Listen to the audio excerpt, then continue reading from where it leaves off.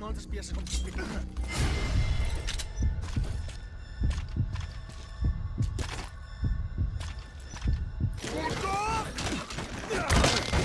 up, everybody? This is the TheMetallicArchaea here to review Metal Gear Solid 5, The Phantom Pain for PS4. For this review, we're going to go over the story, features, gameplay, graphics, and sound, and we're going to give an overall rating of what we think it should get as a game and not as a game in the Metal Gear series. So, let's get started with the story. From here on out, you're on your own. You're a legend in the eyes of those who live on the battlefield. That's why you have to handle this mission yourself. So the game starts off in 1984. Snake wakes up after being in a coma for 9 years. He realizes that he had lost his left arm, and it takes about a month or so for the hospital to get attacked. And then once it gets attacked, he meets a patient named Ahab who helps him escape. And once he's out of the hospital, he meets up with Ocelot, and that's when the game truly starts. So one of the main points of the game is to rebuild Mother Base. But this time, instead of MSF, they're going under the name Diamond Dogs. And the other point of the game is to get revenge for the destruction of MSF and Peace Walker. And you start by rebuilding Mother Base by rescuing Miller in Afghanistan, and by Fulton recovering enemy soldiers that you just find out anywhere. Yeah, throughout the game and shit. Yeah. And for the sake of not spoiling any more of the story, we're not going to talk about the story anymore. And, well, the story is good when it's there, but it is not there even half as much as compared to other Metal Gears in the series. But when it's there, it's good. But I just wish there's more meat on the bones. The Metal Gear bone. The Metal Gear bone. But anyways, let's move on to gameplay.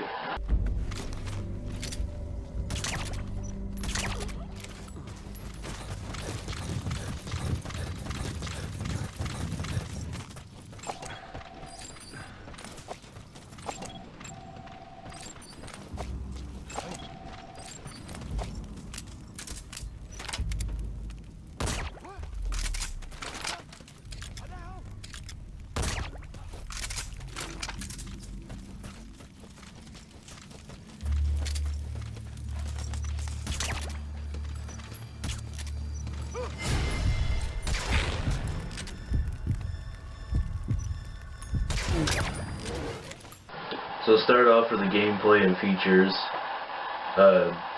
we'll talk about building and exploring Mother Base. And unlike Peace Walker, where it's just a menu of things that you can do, you can actually go onto Mother Base and explore the different platforms that you can build onto it. And so yeah, that's pretty cool.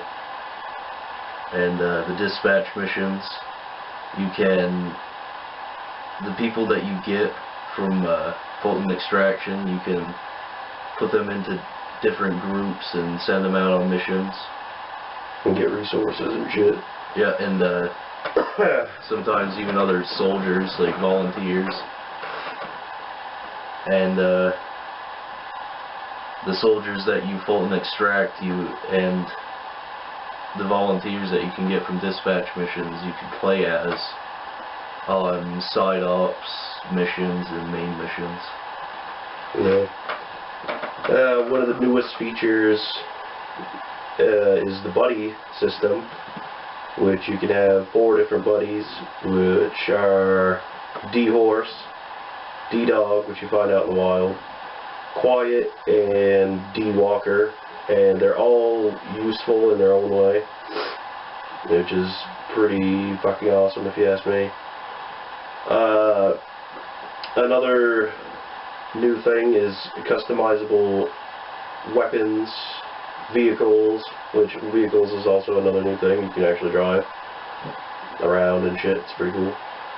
And the weapon customization is pretty deep, I'd say. You have to get guys for certain things, like you get one for assault rifle, shotgun, shit like that. It's pretty cool. And another customizable thing is your buddy's equipment. So you give, like, Quiet's a sniper, and you can give her like a tranq sniper with a suppressor once you get your loyalty built up and shit like that, which is pretty cool.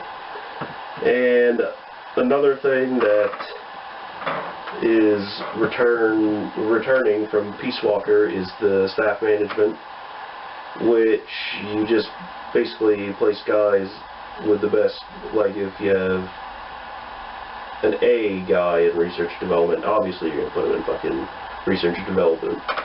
And you get levels for each of your groups, like research development and combat unit and shit like that. And so far I haven't reached a cap, and I'm past level 50 on most of my things, so yeah. And that's another thing too, the point for building on with different platforms for your mother base, it increases the maximum amount of people that you can have in a certain amount of category, or in a certain category. Oh yeah, that's right. Another thing is the reflex mode, which you'll recognize from Ground Zeroes, is basically the same thing. Well, the gameplay is basically the same from Ground Zeroes. Yeah, you know, you just... Dolphin diver. Yeah, you get... With reflex mode, you get caught, you get a chance to redeem yourself. Yeah, basically. Yeah. Slow-mo. And another thing that carried over from Ground Zeroes is the sprint, which I think is pretty useful, especially for having an open world game. And the other thing that they added on to was the box. Like, you can stand up with the box and like lay down, which is, I mean, I haven't found a use for it, but it's useful cool. If someone like sees you and you're behind a wall, you can crawl out from the box and they'll look at the box and be like, "Oh, there's nothing here. It really is just a box." And you come up behind them and fucking hold them up. It's pretty cool. And you can, by aiming, you can actually pop out of the box, which is another pretty cool thing. Very useful too. Very useful.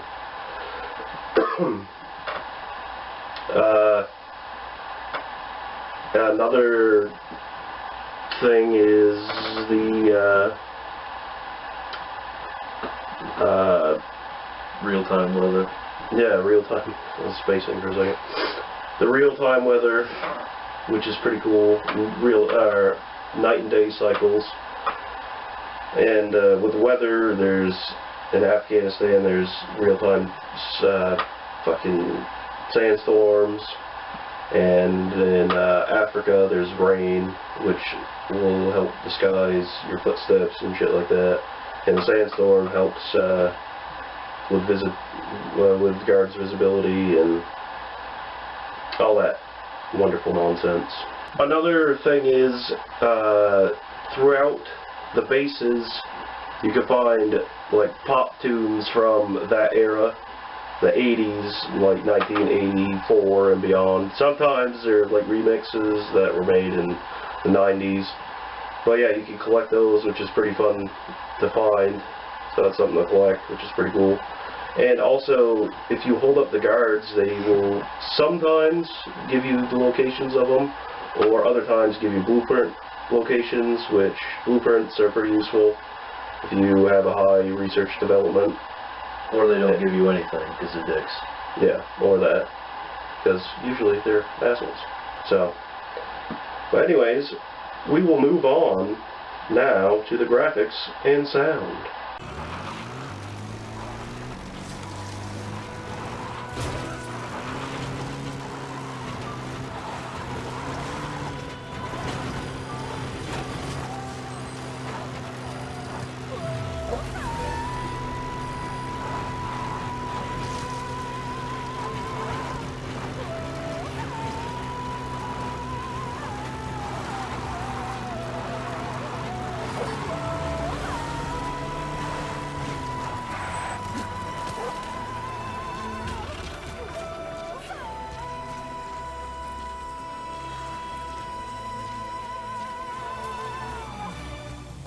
Words that kill.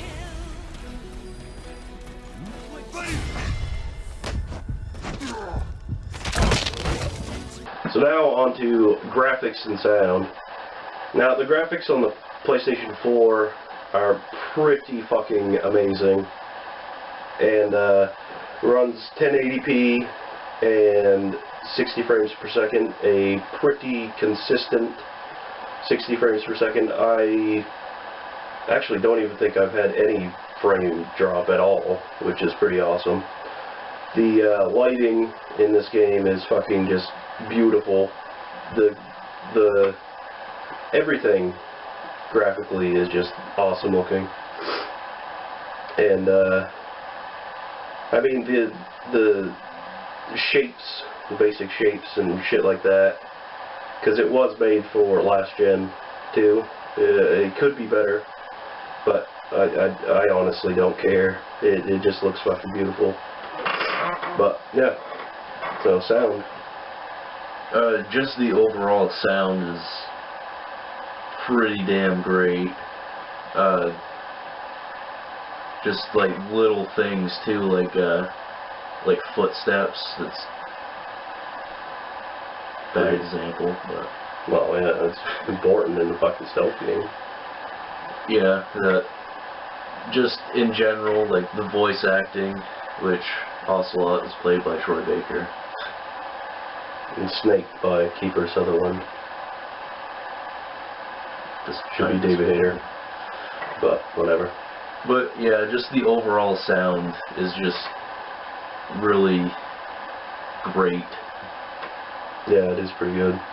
There is one thing with the sound, and it's like if there's a helicopter, like an attack chopper or something, and he's like 400 or 500 meters away from you, it sounds like he's right in your fucking face sometimes. Yeah, it kind of screws with you. Which kind of gets a little annoying, but it's not really that big of a deal. But nah, it's worth mentioning. So our final score for this game, which we took quite a while to come up with this, is it gets a 9 out of 10.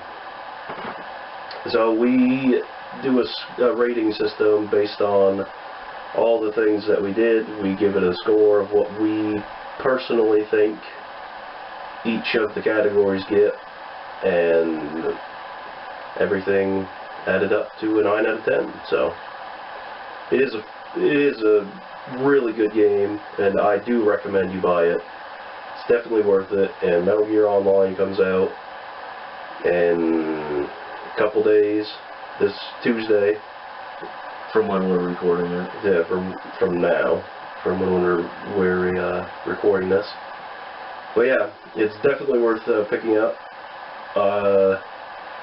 Next gen is definitely my recommendation, but hell, if you have to get it on last gen, whatever. Or if you just want to save a few bucks, I mean, it's cheaper too. Yeah, it's $10 cheaper for last gen, but you get what you pay for, and that it's basically just visuals. The frame rate sucks.